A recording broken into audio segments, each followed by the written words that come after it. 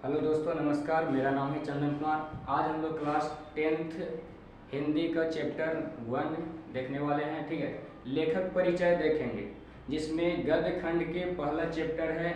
ठीक है, श्रम विभाजन और जाति प्रथा। ठीक है, तो यहाँ पे क्लास 10th हिंदी लेखक परिचय है। ठीक है, इसमें है पार्ट 1 श्रम विभाजन और जाति प्रथा। ठीक है, श्रम विभाजन और जाति प्रथा, जिसमें हम लोग देखेंगे लेखक परिचय। लेखक जो है वो डॉक्टर भीमराव अंबेडकर हैं। लेखक का नाम है डॉक्टर भीमराव अंबेडकर। ठीक है, इनका जन्म हुआ था 14 अप्रैल 1891 ईस्वी को।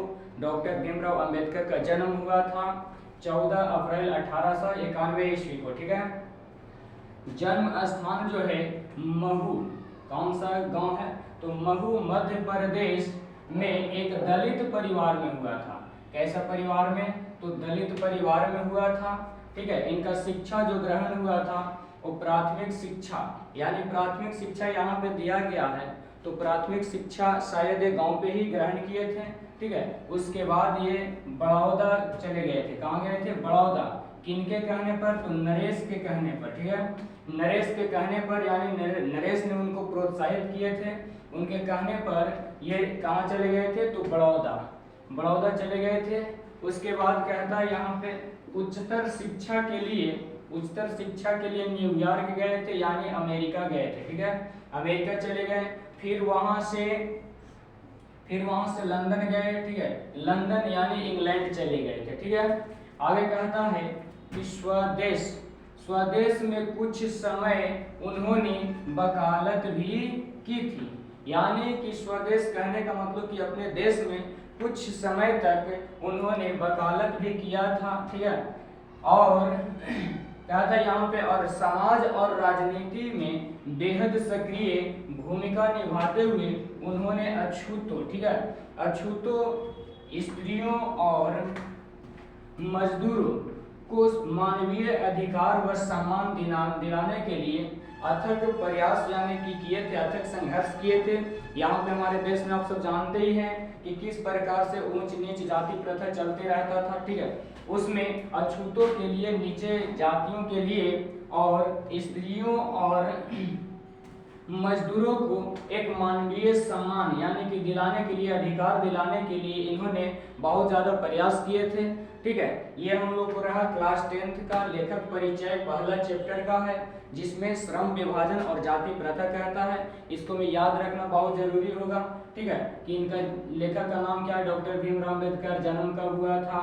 ठीक है, ये 14 अप्रैल 1891 ईस्वी को। इस प्रकार से याद रखना बहुत जरूरी है, क्योंकि एग्जाम में हम लोग को जरूर पूछता है। ठीक है, 1 से 2 क्वेश्चन जरूर पूछ देता है। इसके बाद हम लोग को है और भी इनके द्वारा लिखा गया कृतियां हैं, जो आगे हम लोग देखते हैं। ठीक है, हम लोग देखते हैं कि इसमें डॉक्टर भीमराव अंबेडकर के द्वारा लिखा गया कुछ रचनाएं हैं, कुछ भाषण हैं, कृतियां जो हम लोग बोल रहे थे। ठीक है, तो देखते हैं। उससे पहले देखते हैं कि यहाँ पे इनके जो 3 प्रेरक व्यक्ति रहे थे। ठीक है, डॉक्टर भीमराव अंबेडकर को प्रेरित करने वाले 3 व्यक्ति थे, जिसमें बुद्ध थे, कबीर थे और ज्योतिबा फूले थे। ठीक है, देखिए धरती पर हर एक इंसान को आगे बढ़ने के लिए, कुछ करने के लिए कोई ना कोई प्रेरित व्यक्ति होते ही हैं। ठीक है, उसी प्रकार से डॉक्टर भीमराव अंबेडकर को प्रेरित करने वाले ये 3 व्यक्ति थे, बुद्ध थे, कबीर थे और ज्योतिबा फूले थे।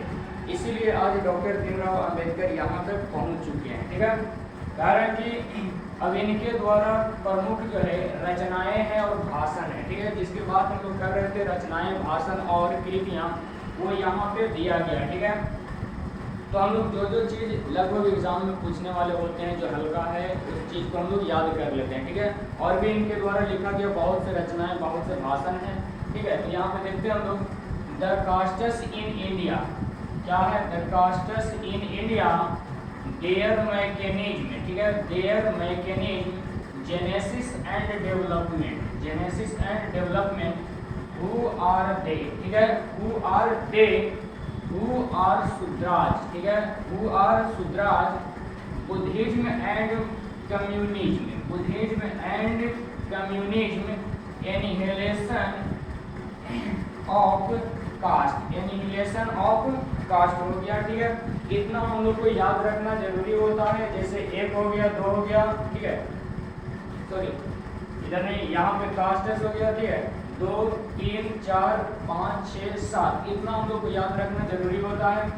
द कास्टेस इन इंडिया, ठीक है, their mechanism, genesis and development हो गया, हु आर देम हो गया, ठीक है, हु आर सुधराज हो गया, बुद्धिज्म एंड मैकेनिज्म हो गया, एनिहिलेशन ऑफ कास्ट हो गया, इत्यादि। इस प्रकार से और भी इनके द्वारा लिखा गया रचनाएं हैं।